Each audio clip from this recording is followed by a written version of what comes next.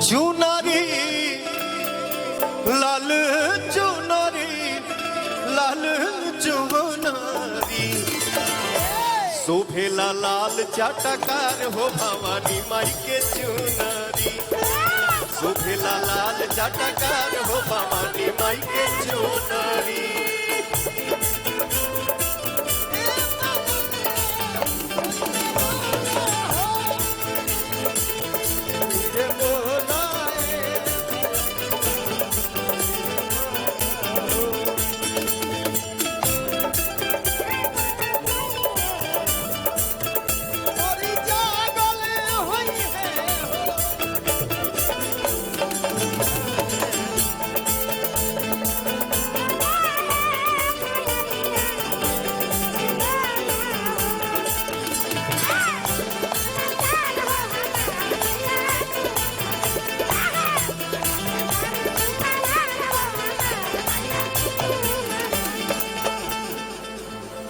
हमारे बड़े भैया हैं रमेश नैयर जी,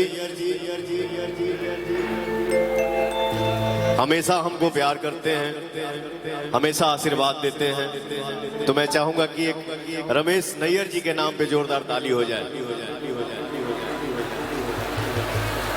देखे खाती तरसेला देवतों के मन हो, देखे खाती तरसेला देवतों के मन हो, उहे रूप देख भक्त हो जाले मगन हो।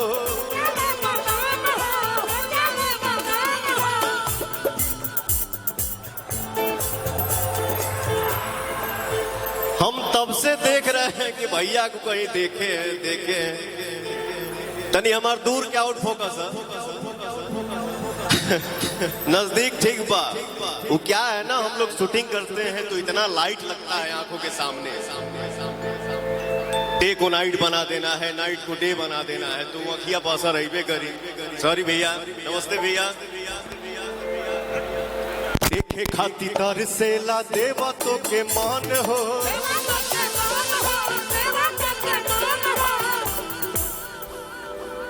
ए भाई भाई भाई भाई हम हाथ जोड़ के रिक्वेस्ट करत नहीं है जो छीका तरह हिम्मत छीक भाई डर हो गई बा हमरा। अभी अभी अभी मान ला धुआं निकलता, कभी प्लास्टिक में है निकलता, हम मान ला ही निकलता, कहीं सट जाता हम हटा देता नहीं, ओकरो इशू बन जाता। बाप रे बाप। तो भैया हम दूरे रहे के चाहता नहीं, चाहता हूँ, माफी चाहता हूँ। झूमरी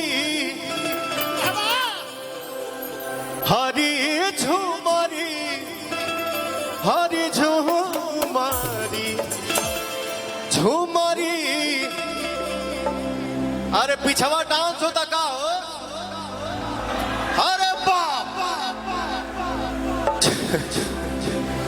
क्या बात है। हमारे देखिए क्या है, हम भोजपुरी हैं, आज जहां भी खड़े हैं भोजपुरी के दम पे खड़े हैं, आप सभी के आशीर्वाद के दम पे खड़े हैं। भोजपुरी करते करते आज के डेट में आपका भाई बॉलीवुड में भी काम कर रहा है। ये सब आप सभी का आशीर्वाद है। तो भैया हो, भाषा कोई भी हो, भोजपुरी हो, हिंदी हो, मराठी हो, हरियाणवी हो, कौनों भी भाषा हो के हम लोग एक परिवार है, मिलजुल के रहना है। कहा हो भैया, क्योंकि आप सभी हैं तो हर चीज है। आप सभी का आशीर्वाद बम बम होना चाहिए। लोगवा बोलेला जय जयकार हो, झूमे लगा के झूमारी। लोगवा बोलेला जय जयकार हो, झूमे लगा के झूमारी। सबका से हई सुखवार हमार मैया सोनारी। सबका से हई सुखवार हमार मैया सोनारी। सबका से हई सुखवार हमार